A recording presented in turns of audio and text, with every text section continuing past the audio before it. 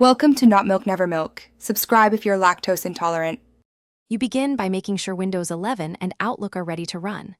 Once done, check your account credentials and any two-step codes so you won't stall mid-setup. Now open the app from Start. If you expect permission prompts, right-click and run as administrator. This avoids common startup errors.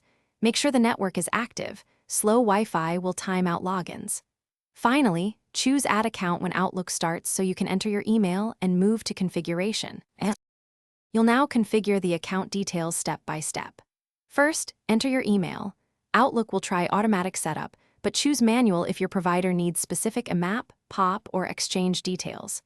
When entering servers, use correct host names and ports. For example, IMAP 993 with SSL and SMTP 587 with startles, because wrong ports block sending or receiving.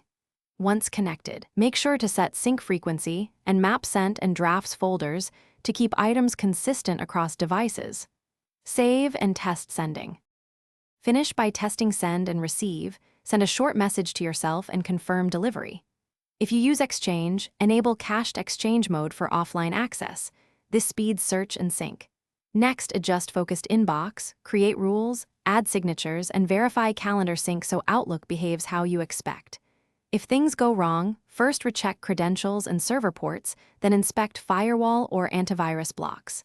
If persistent, restart Outlook and, if needed, reboot Windows. That resolves most remaining issues. Thanks for watching. If this was helpful, leave a like and consider subscribing. See you next time.